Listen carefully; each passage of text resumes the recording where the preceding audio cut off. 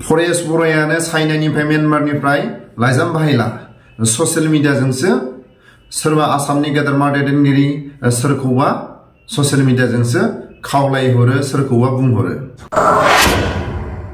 Dear नब्ला सारनि गोसोआ सोरबा साहित्य सभा सोरबा आबसु बर'नि मोनफ्रोमबो दल संगठनखौ मालाबाबो गाज्रि मोननाय गैया बर'नि मोनफ्रोमबो दल संगठनखौ डियर नब्ला सारा गावनि गोसो गोरबोनिफ्राय हाजासे गावनिफ्राय साबायखरसो होयो रायथिनानै होनो सानबाय बेवहाय ओरैबायदि लिरदों बर' थुनलाइ आफादनि गाहाय नेहाथारिखौ रन्जन दैमारि हानजानि सिगिनाय दम लाइजाम बर'फोरनि गेजेराव फिन गोदान आफाद ओंखारबावबाय नामा मोनसे सोंलु सिखारदों बड'लेण्ड बुब्लि आरो गोबांथार खौरां पर्टेलफोरावहाय मोनसे जोङो खौरां मोनबाय थादों भिडिअनि फुटेजआ जोबोद दुखुनांथाव बे फेब्रुवारि मासनि दिनै 26 तारिख आरो सानथामल'सै फैगौ मास दाननि गेजेराव डियर नब्ला सारनि मोजां खबर फैनो हागौ जोबथेसालियाव थाग्राफोरनि सिनियर जुनियर बिथांमोननि मोजां खबर फैनो हागौ बेफोरनि खबरखौ मोननानै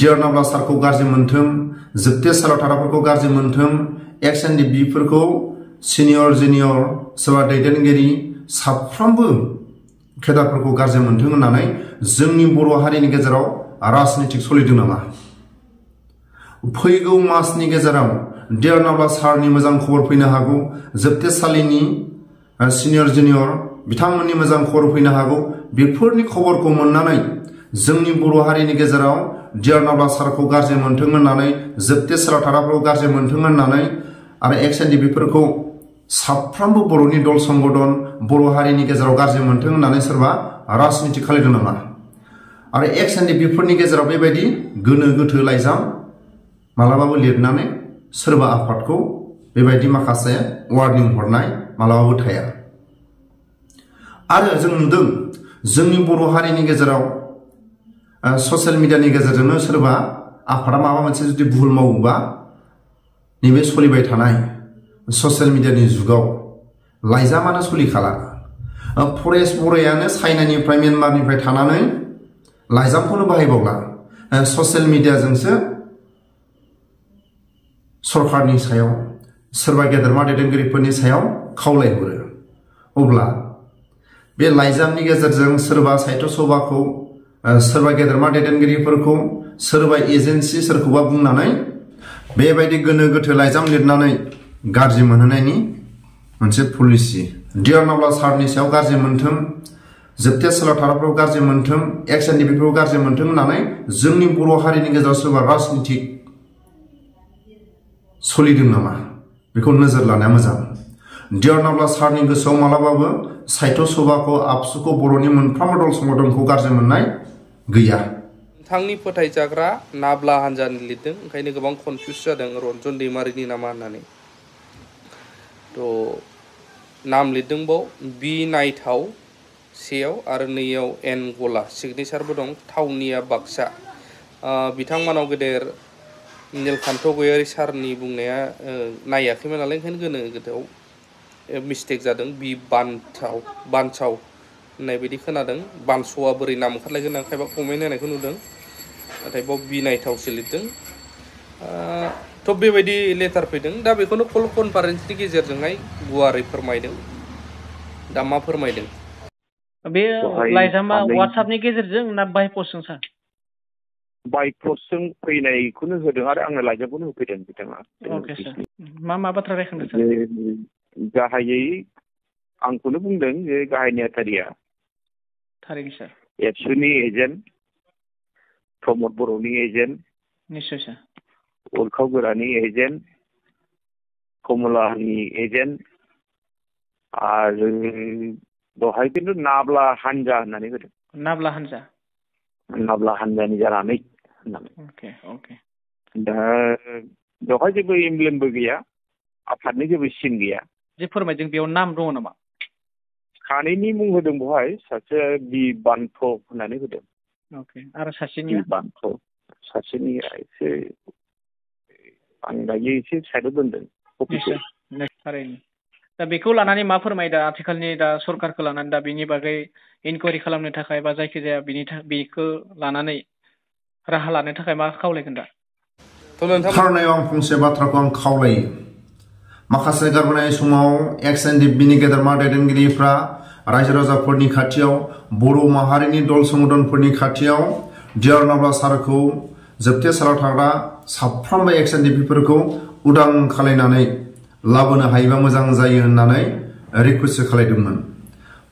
माखासे गारबोनाय समाव बर'नि दल संगठनफोरनि खाथियाव XNDP-नि गेदेरमा दैदेनगिरिफ्रा जोंनि बर' माहारिनि गेजेराव बर' रावजों डिआर नाब्ला सारखौ जोबथेसालियाव थाग्राफोरखौ उदां खालायनानै लाबोनो हायोबा मोजां जायो होननानै बेबायदि रायजो राजाफोरनि गेजेराव जोंनि बर' माहारिनि दल संगठनफोरनि खाथियाव माखासे रिक्वेस्ट खालायनाय आरो बिथांमोनखौ खावलायनाया गोरोन्थिसो जादों नामा?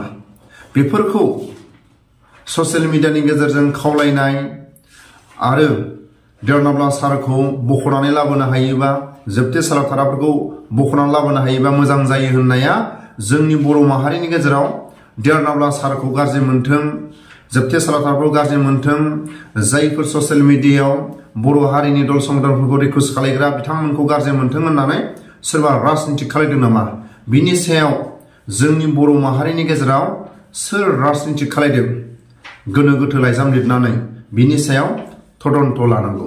बेवहाय ओरैबायदि लिरदों बर' थुनलाइ आफादनि गाहाय नेहाथारिखौ रन्जन दैमारि हानजानि सिगिनाय दम लाइजाम। बेथ' निउस पर्टेला बेबायदि लिरथावना नङामोन आरो बेखौ आपल'ड खालामनायनि सिगां खनसेसोथ' कनफार्म खालामहरजायोमोन बियो बेसेबांसिम सैथो। दा बेवहाय जुदि जोङो फरायनानै नायलाङोब्ला गाहायावहाय जेब्ला जोङो नायो नोंथांनि फोथायजाग्रा मा लिरदों बेवहाय नोंथांनि फोथायजाग्रा नाब्ला हानजानि जानानै नाब्लायाथ' अनेक नाब्ला नाम लानो हायो। नाब्ला नाम नागिरोब्ला जोंनि बे BTC आव अनेक नाब्ला नाम मोननो हागौ। बा बेवहाय मोनसे साननाय बाथ्राया बेनो जे नाब्ला आफाद गोदान खुलिदों नामा सोरबा, बेबायदिबो जानो हानाय। नाब्ला आफाद खुलिनानै माबा मोनसे षड़यन्त्र बानायदों नामा? ना बेवहाय पलिटिक्सनि माखासे षड़यन्त्रफोर हाबनानै दङ नामा? बेवहाय दैमारि ग्रुपखौ फासायनायनि बा रन्जन दैमारिखौ आरोबाव दायाव फासायसोमनायनि माबा मोनसे पलिसि दं नामा? आं बेखौसो नुहुरदों रायजोफोर। नोंथांमोना फरायजोबखाबाय जानांगौ बड'लेण्ड बुब्लिनि फेसबुक पेजआव थांनानै बिथांमोननि पस्ट होनायखौ स्क्रल डाउन खालामोब्ला बे पस्ट होनायखौ मोनहैगोन, नोंथांमोना फरायनो हागोन। दा आङो जेरैबायदि लिरनायखौ नुदों बेवहाय स्पष्ट रोखोम लिरनाय गैया। रन्जन दैमारि ग्रुपनि लिडार केडार जेसेबांनाखि दङ एसेबां लेखा रोंद्रायै मानसि गैया बेयाव। बहुद स्मार्ट मानसिफोर दङ।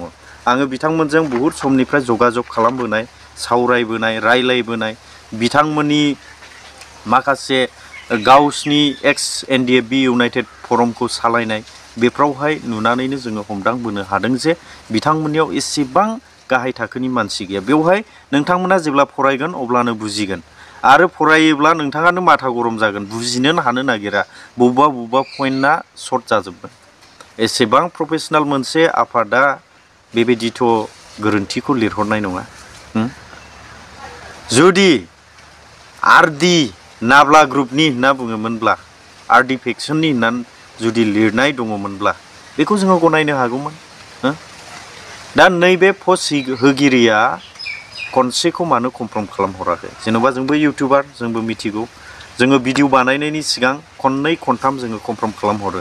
बिनि सायाव बाथ्राखौ बुंजागोन ना बुंजाया बेखौ जोङो कनफार्म खालामहरो। दा बड'लेण्ड बुब्लिनि मानगोनां सालायगिरि बिथांमोना फैबाय थानाय समावहाय जेन' बेबायदि जाथिनि गेजेरावहाय इलिगेल लाबोआ बेखौनो आङो खावलायहरनो सानो आरो थाबैनो बिथांमोनजों माखासे सावरायनायनि गेजेरजों कमप्रमाइज जालायनाया मोजां।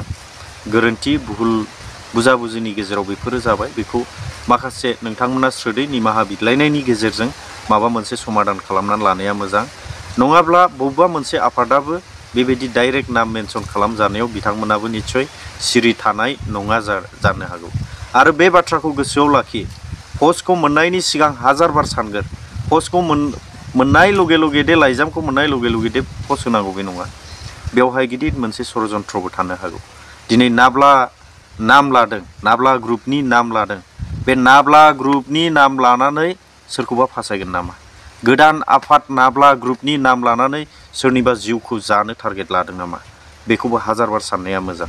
रायजोफोर नोंथांमोननि बुजिनायनिफ्राय कमेन्ट सेक्सनाव फोरमायहरोब्लानो जाबाय, जेन' जोङो माखासे बुजिस'नो हायि बाथ्राफोरखौ कमेन्टजोंहाय हरलायनायनि गेजेरजों जोङो माखासे बाथ्राखौ सोदांलायनो हानाय बायदि। स' आङो बेसिकनि भिडिअखौनो लानानै फैबाय। स्पेसियेलि सोरनिबा थाखाय बा जाथिनि थाखाय आङो खहा जानाय बाथ्रा बुंदोंब्ला गावनिनो आंगो बर'नि इउटिउबार होननानै आंखौ निमाहा होयोब्लानो जाबाय। Thank you. बर' हारि जिउ गोलाव जाथों।